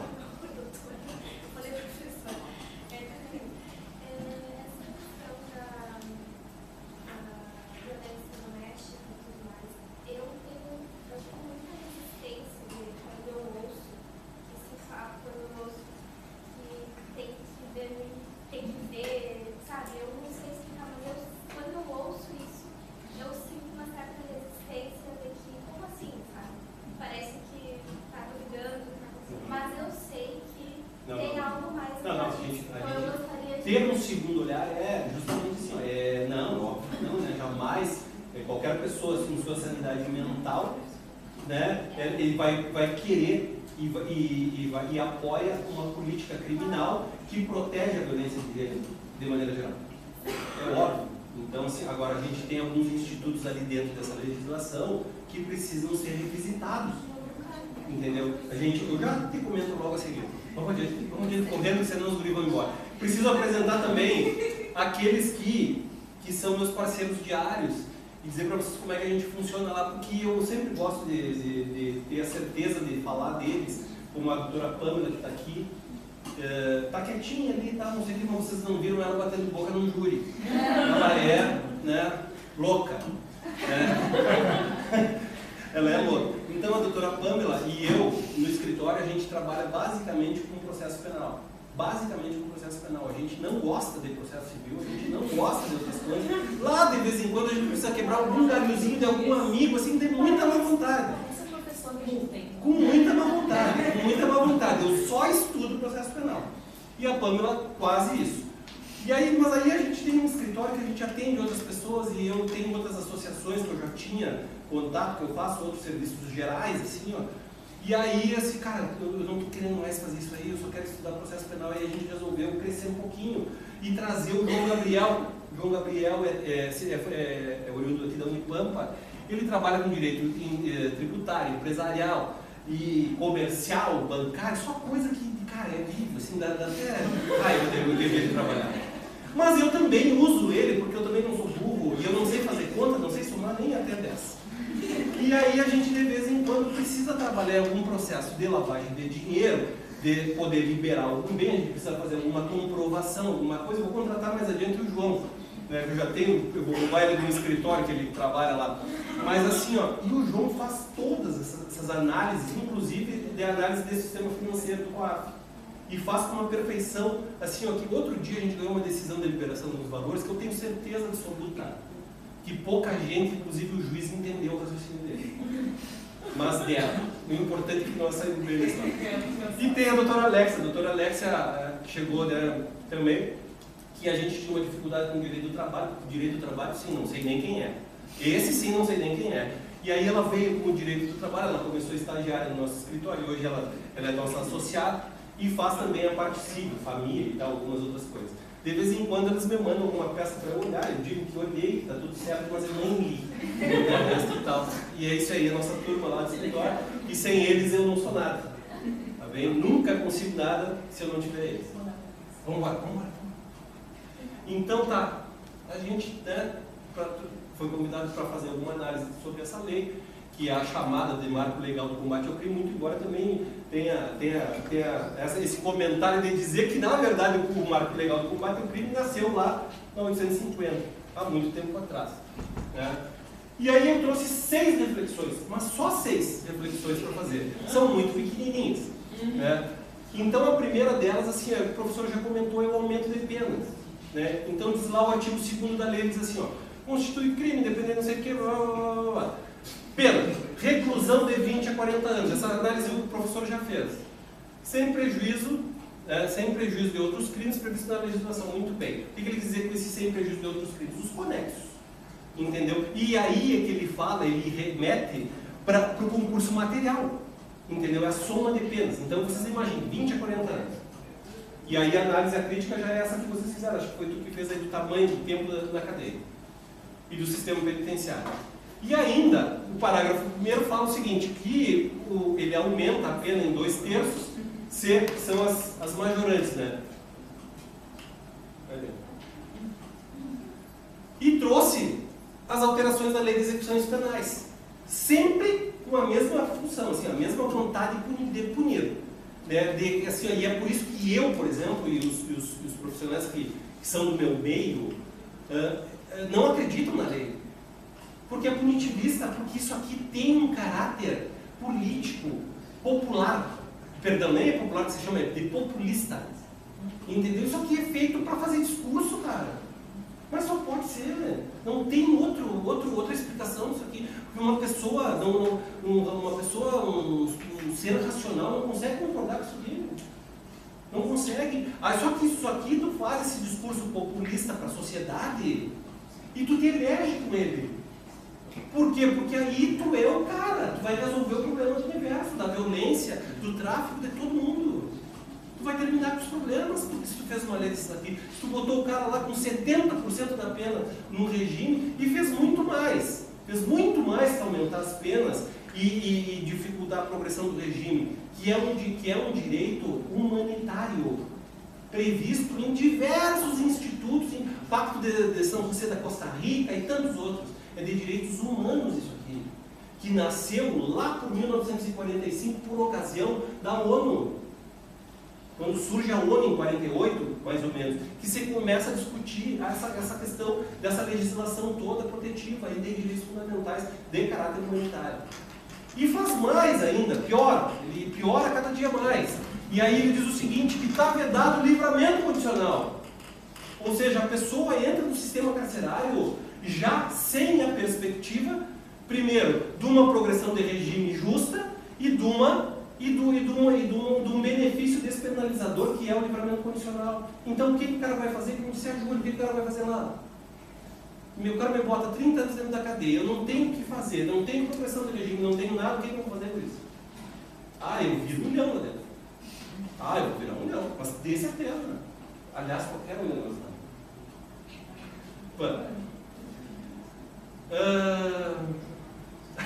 Aqui tem uma coisa importante, né, que é assim, nós vivemos no Brasil uma situação do seguinte, ó, a criminalização, tem um parênteses, professor, a criminalização da advocacia criminal. Por quê? Porque a advocacia criminal é aquela que labuta em favor do crime? Não, cara. Eu não sou criminoso. Eu não gosto de crime, eu não gosto de traficante, eu não gosto do tráfico de drogas, eu não, entendeu? Não. Eu sou um cidadão, sou um trabalhador, entendeu? O que eu defendo quando eu defendo uma pessoa que cometeu um delito? Eu defendo os direitos fundamentais dele. O que o advogado é? A minha bíblia do direito é essa aqui, ó, as misérias do processo penal. Leiam, por favor, leiam esse livrinho aqui, de nada, 20 páginas, 30 páginas, aqui não dá nada. 1 hora vocês leiam. Francesco Canelucci. Esse livro é a primeira publicação lá da metade do século XX e ainda é uma bíblia do direito processual penal, do direito penal. E aí eles criminalizam a conduta da advocacia criminal e todas as políticas criminais do Brasil criminalizam a advocacia criminal. E a gente tem que estar brigando diariamente pelo exercício da profissão. Aí ele faz essa lei, olha aqui, ó, olha só. Majorante, as condutas previstas no inciso 1 ao 10, daqueles que foi o que o professor leu, do caput do artigo, forem praticadas com emprego de violência, grave ameaça, membros do juízo, contra membros do Poder Judiciário, do Ministério Público, dos agentes de segurança do artigo 144, dos policiais institucionais, que eu não sei o que é isso, de órgãos públicos, das crianças, dos adolescentes, da pessoa idosa, da pessoa com deficiência ou qualquer outra pessoa em situação de vulnerabilidade ou envolvimento, atuação, ou aliciamento dessa prática de auxílio, inclusive do cachorro sarnoso que está ali na esquina. Mas não está ali os advogados, que é a única profissão privada, de caráter privado, com previsão constitucional de importância constitucional no processo judicial. Não existe justiça, sistema judicial, não existe nada dessa porra aí. Perdão. Não existe nada disso aí. Não existe nada disso aí. Já estão acostumados. Não existe nada disso aí sem advogado. Sem advogado. Ontem nós fizemos um júri, esse papo foi um caco, o júri. O cara saiu 30 anos preso, com 2 teses de semi-imputabilidade, com 1 tese de desistência voluntária, com tudo legal. Cara, e nós nem pedimos absolvição, o advogado já não vai mais para júri para pedir absolvição, nós vamos pedir a condenação. Só que a condenação nos limites daquilo ali. Cara, aí mete 30 anos, cara. Daí, meu, não dá, né? Não dá. Hoje de manhã eu recebi uma mensagem de uma pessoa e eu digo, sim, mas é muito lindo, né? A gente dá, os jurados dão 30 anos. Eu respeito a decisão dos jurados, tá tudo certo, vou correr atrás, vamos fazer o que tiver que fazer. Mas os jurados que botam aquela pena de 30 anos ali são os mesmos que quando o filho deles está fudido, doutor, por favor, nós precisamos melhorar a vida dele, nós precisamos tirar ele da cadeia, nós precisamos, é o mesmo jurado. Por quê? Porque aí quando é o filho dele, ele quer que os direitos fundamentais sejam respeitados e que o direito processual seja adotado. Ele traz a segunda visão. Aí ele traz a primeira, porque essa é a dele. A segunda visão diz respeito à coletividade, entendeu? E não o meu direito, entendeu? Eu trabalho muito para policiais também. E tem muitos policiais que eu conheci um tempo atrás na minha vida que faziam discursos de tortura, faziam discursos de 1000 coisas, que hoje são meus clientes e sentam na minha frente e dizem assim, porque eu trabalho para policiais também. E aí eles dizem assim, pá, cara, eu preciso sair disso aí, tu vê, isso aí tá errado, cara. Isso aí tá tudo mal, tu vê, estão me injustiçando, isso aí tá sendo arbitrário comigo. É verdade. É complicado. Entende? Não estou falando de maneira genérica, porque não é isso, é uma condução social. Isso é todo mundo. Tá. Sigo nessa reflexão, olha só. Reprovação de conduta ilícita, expresso, prevenção de... Tá. Não, lembrando, sim, ó, aqui eu quis lembrar só qual é os objetivos da pena. O que a gente quer com uma pena? Por que a pena é civilizatória? Por que ela é legal? Por que tem que ter a punição no Estado? Olha só. A pena expressa a censura do Estado. Tá? Ela busca desestimular a prática de outros crimes pela sociedade em geral. Ela visa impedir o próprio condenado volte a delinquir. E também ela busca a ressocialização. Né?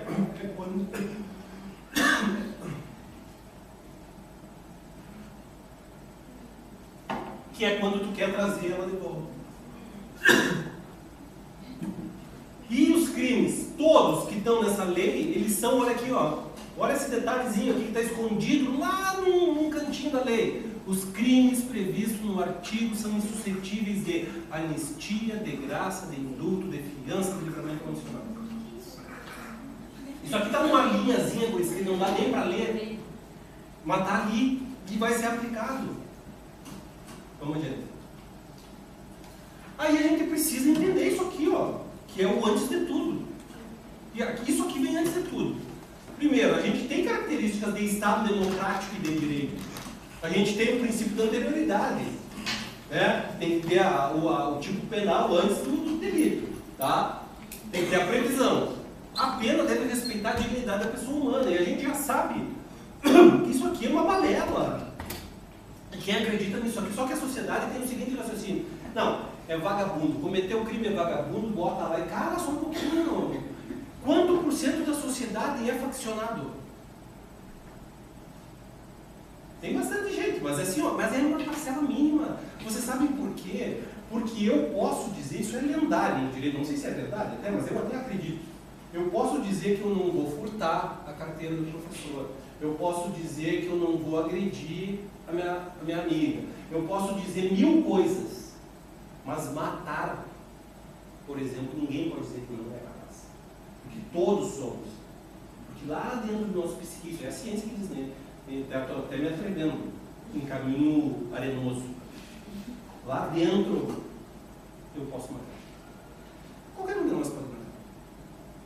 Enfim, entendeu? Não, porque se a gente não acredita nisso, aí a gente está, sei lá, a gente está devagando, né? Fumando demais, né, cara? Por exemplo, eu saí e matava. Não, pensa, só um pouquinho. Eu não tô estimulando ninguém. Olha só, olha essa outra questãozinha aqui, ó, que a gente já comentou, que está nessa lei. A individualização da pena. A pena, isso é um princípio constitucional. A pena deve ser ajustada ao caso concreto, considerando o réu, os fatos e circunstâncias do delito. Não pode ser aplicada de forma automática e padronizada, como é o caso da lei. Sobre outro princípio da pessoalidade, da intranscendência, que não pode transcender dele mesmo, e não pode passar da pessoa do acusado.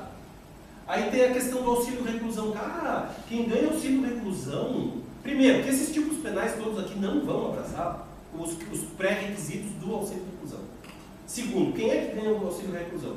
Se não me falha a memória, quem nos últimos 12 meses teve carteira assinada, o preso, né, o condenado teve nos últimos 12 meses antes da cadeia, carteira assinada, trabalhava e tal, não sei o que, mas quem vai ganhar, quem o auxílio-reclusão atinge é a família do preso. Não é o preso que ganha. Cara, por favor, meu. Entendeu? Então não dá pra ler isso aqui e ficar feliz, cara. Aí o cara, mas vamos dizer que coubesse nos tipos penais dessa lei.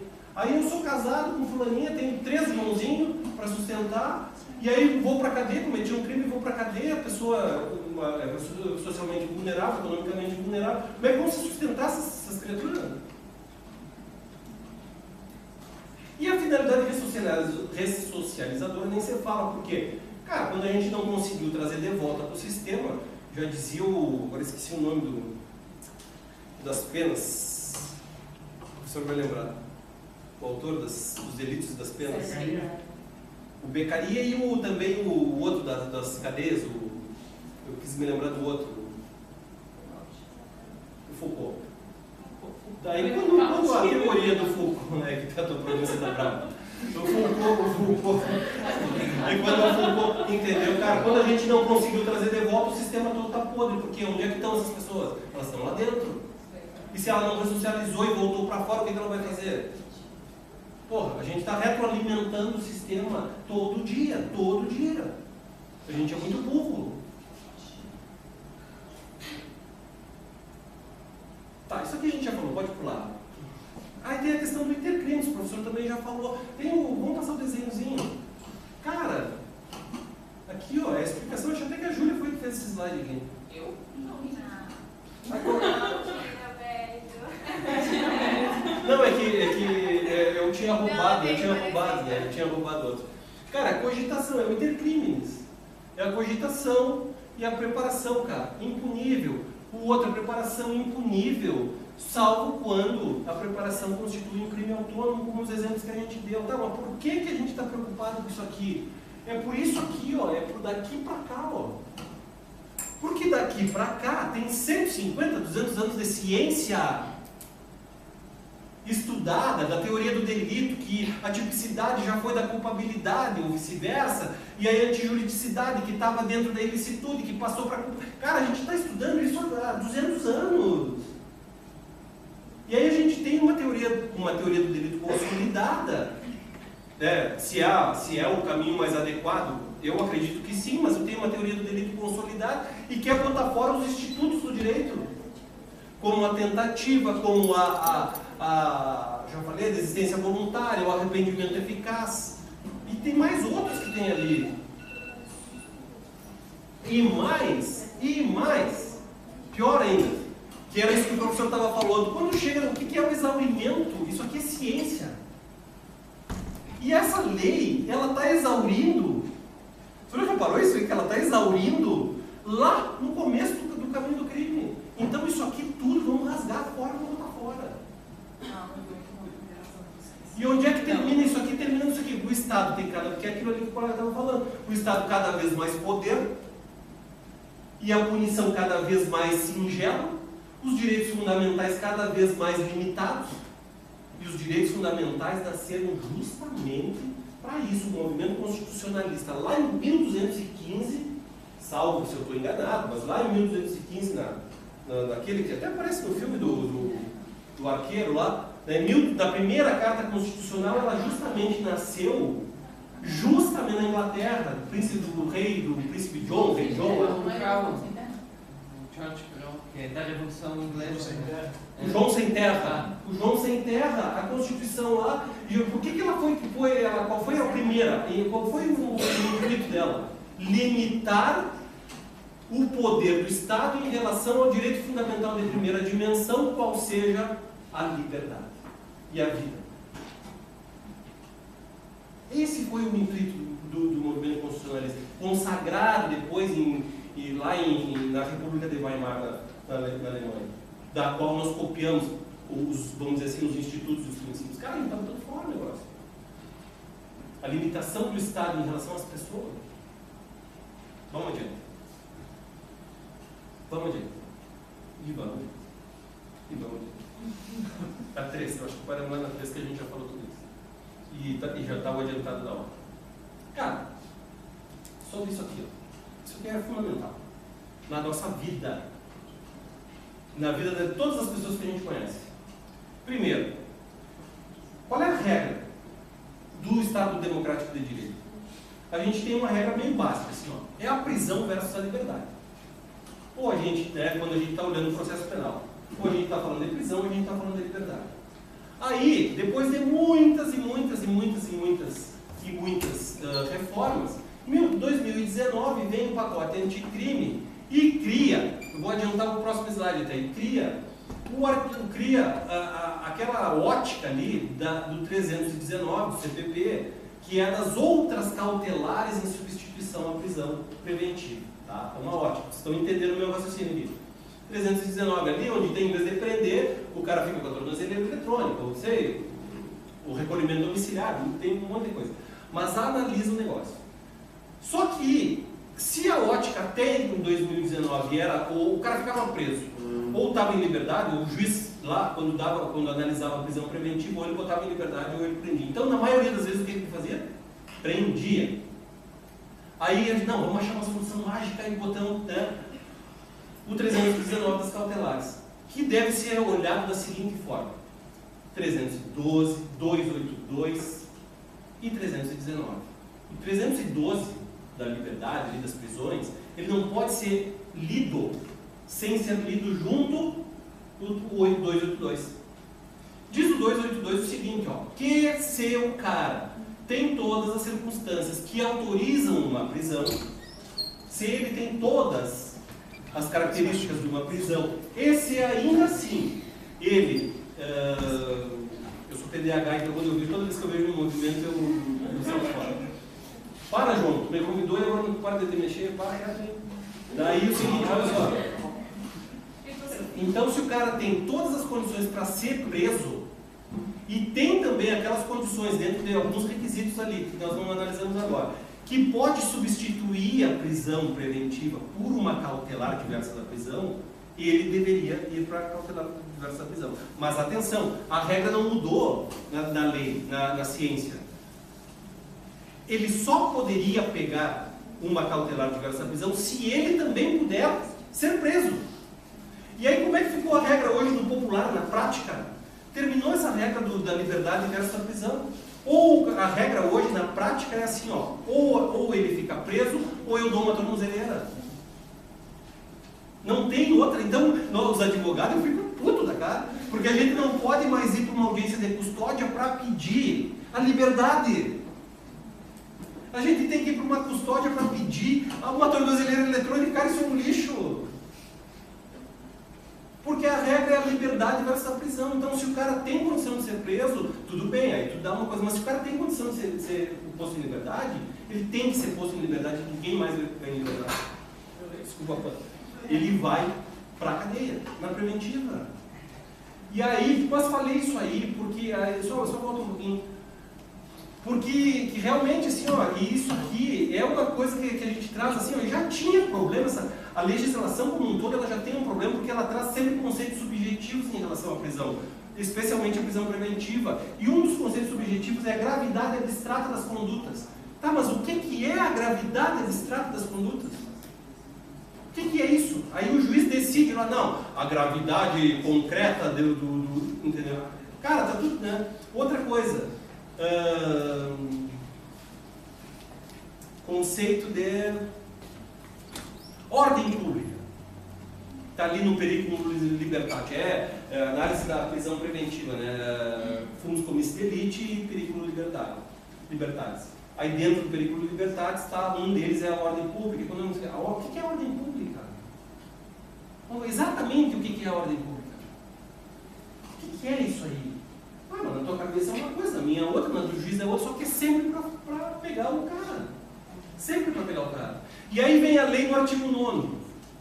A prática dos crimes previstos nesse artigo é causa suficiente para a decretação da prisão preventiva. Olha isso aqui. Isso aqui é uma ordem de quê? De prisão. Que antes a gente precisava, para ser preso, ele precisava atender todos os requisitos do 312, são vários, do 310 e do 282. E agora, quem pratica esses crimes aqui, ele está autorizado, o juiz está autorizado a prender preventivamente, sem análise de qualquer outro direito.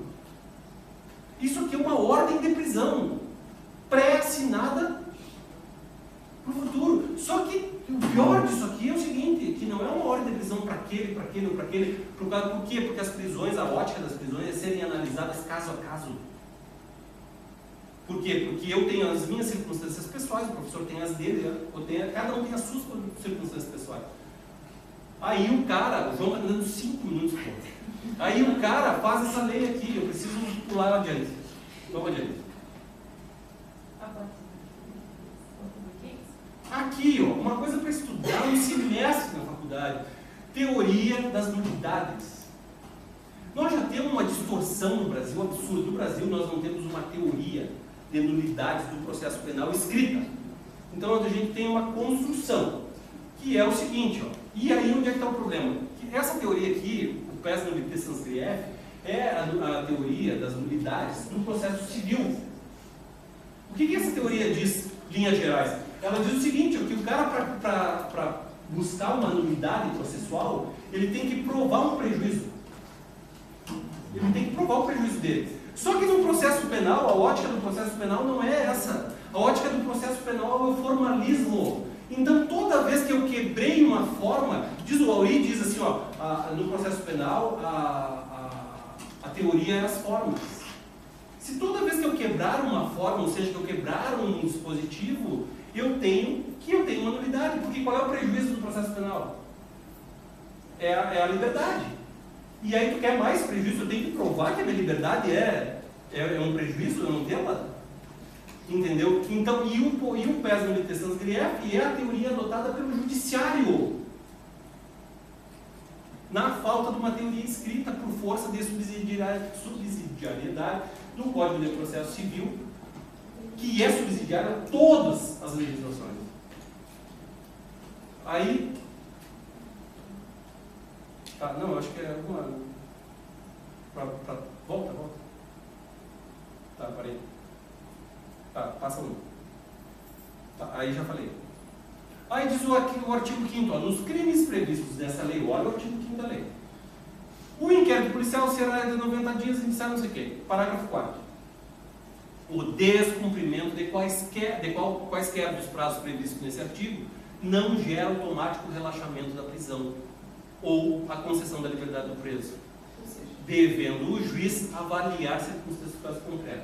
Rasguei o Código de Processo Penal, entreguei a decisão para o juiz e disse o seguinte, ó, que não estou nem aí se hoje nós temos prazos nos inquéritos e muitos não são respeitados e a gente não consegue, né, com uma teoria e com o Código de Processo Penal fazer se respeitar, relaxar uma prisão, né? Imagina, um exemplo comum, prisão em flagrante até 48 horas para fazer audiência de custódia do preso. Se a gente não faz, outro dia a gente conseguiu um relaxamento de prisão, por quê? Porque esqueceram, não sei o que, marcaram para o terceiro dia, relaxou a prisão porque perdeu o prazo. Porque é a forma. Aqui não vai ter isso. Aqui o cara vai ficar 30 dias preso e vai passar pela audiência de custódia depois. É a lei. Vamos adiante. Aqui, só uma coisinha assim, ó. Sobre essa reflexão aqui, sobre as medidas assecuratórias, no que diz respeito ao processo penal.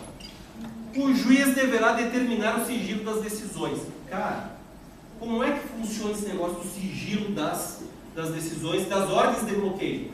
E de todo o sigilo do processo penal, como é que funciona? Funciona assim, ó, passa uma coisa. Passa uma. Tem a súmula vinculante 14 do STF e a lei das prerrogativas do Estatuto da Advocacia. Então, o que diz, somando as duas, diz assim, ó, diz que o que eu não posso ter acesso? A defesa não pode ter acesso. A defesa não pode ter acesso àquelas investigações ainda não concluídas e que poderão, em eu tendo acesso, prejudicar a investigação. Ok, beleza, está tudo certo. O que diz essa lei aqui? Que o sigilo vai ser determinado pelo juízo. E o que o juízo vai fazer? Vai prender o cara e terminou a história. E a defesa vai ter acesso daqui a 3 meses. E como alguns casos que a gente viu aí no próprio processo aí dos crimes aí do atentado ao Estado.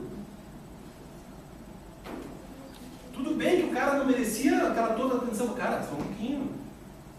Era o processo penal que nós estávamos falando.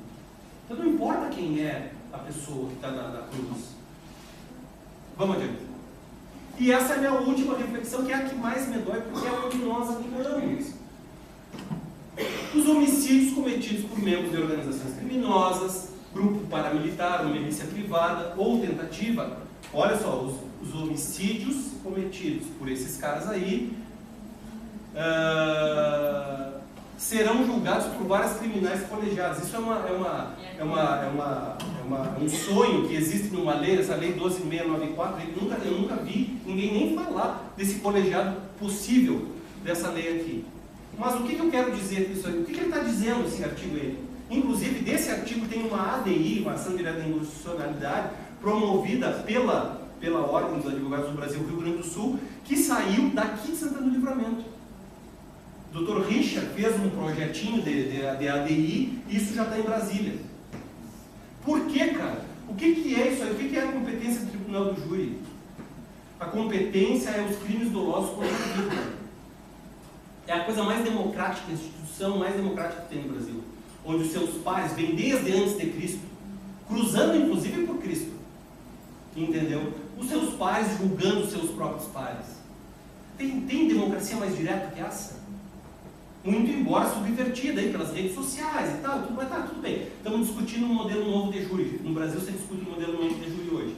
Tá? Mas, cara, os caras estão tirando uma competência que é constitucional. Porque o júri está lá, é uma cláusula pétrea do artigo 5º. E os caras fizeram isso aqui, cara, que é uma lei infraconstitucional, retirando não só cruzando por cima dessa questão constitucional, hierarquia de leis e principiológica, mas também, até porque é cláusula pétrea, mas também tirando o direito do Estado democrático de as pessoas poderem julgar seus pares.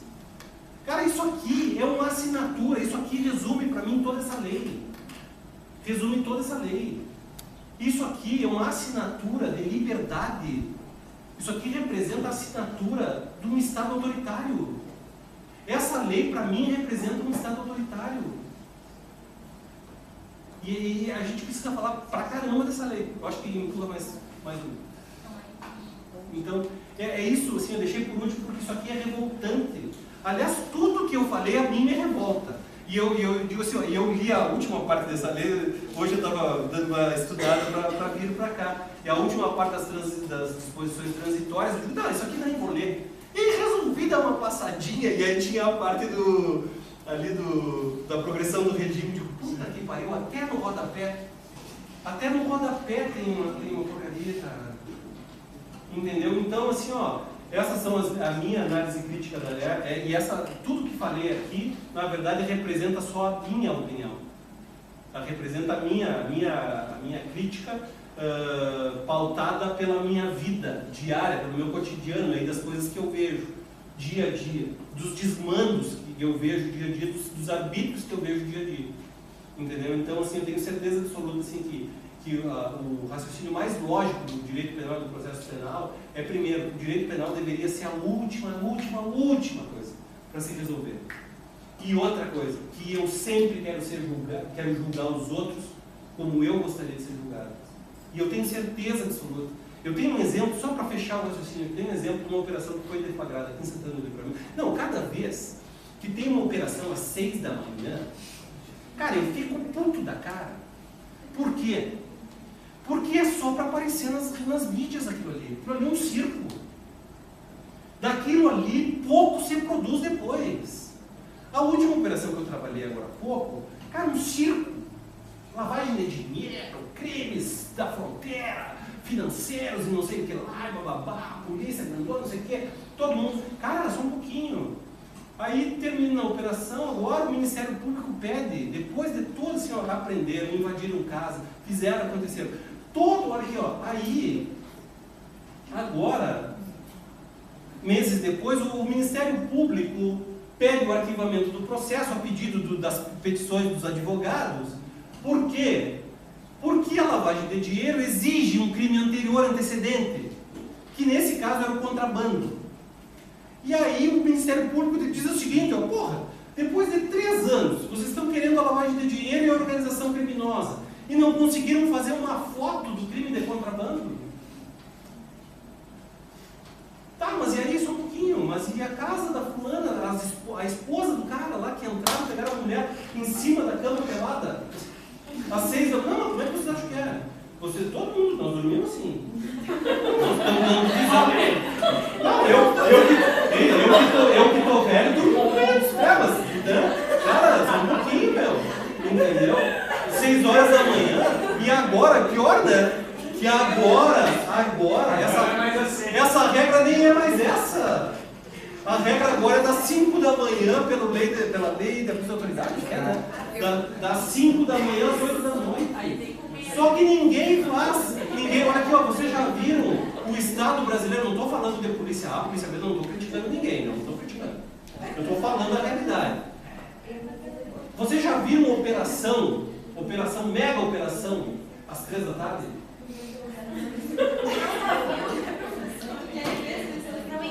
Cara, por quê? Por quê? Porque não é cinematográfico, velho. Entendeu? Por isso, assim, ó, me desculpe a minha fala muito corrida e tal, eu sei que nós temos sempre o limitador do tempo, né? Isso aqui, a gente falou de direito material, a gente falou de direito processual, a gente falou de pelo menos uns 6 a 8 institutos aí do direito do processo penal. Isso aqui é assunto, quem sabe, 1 ano de conversa, toda sexta-feira, com muito, das 7 às 11. Né? Então, assim, ó, como é que é muita coisa, assim, mas eu acho que é uma crítica, assim, fico muito feliz de poder compartilhar esse pensamento com vocês e de alguma forma, eu não sou assim, eu não me considero exemplo para ninguém, mas de alguma forma poder contribuir para que vocês possam pensar sobre o assunto. Porque se vocês me perguntarem, mas qual é a solução? Eu não tenho solução nenhuma, não sei a resposta de nada. Porque eu acredito que o problema não é a resposta. O problema é a gente ter capacidade de fazer a pergunta. E é isso que toca o mundo. Se eu posso perguntar, eu sou grandão. Se eu não consigo nem perguntar, imagina não responder.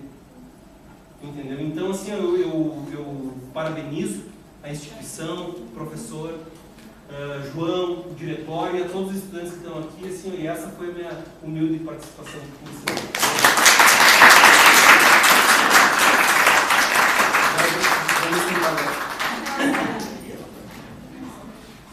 Bom, gente, eu espero que vocês tenham gostado desse nosso bate-papo, essa nossa roda de conversa. Foi muito interessante, agradeço muito a participação de vocês. Também foi enriquecedor, acho que é essa palavra que eu usaria para essa noite, tá bem? Agradeço muito a presença de vocês até agora, no final, então é isso. A gente tem os livros, o nosso sebo está ativo, a gente vai ter um coffee break. Se tiver qualquer dúvida sobre as próximas reuniões, a nossa ideia inicial é manter reuniões mensais, tá bem? A gente também tem o forms para disponibilizar um certificado de horas referente à participação dos alunos, e é isso, eu agradeço muito a presença de vocês. Eu acho que vocês são muito educados ficarem até essa hora ainda. A gente também. Eu acho que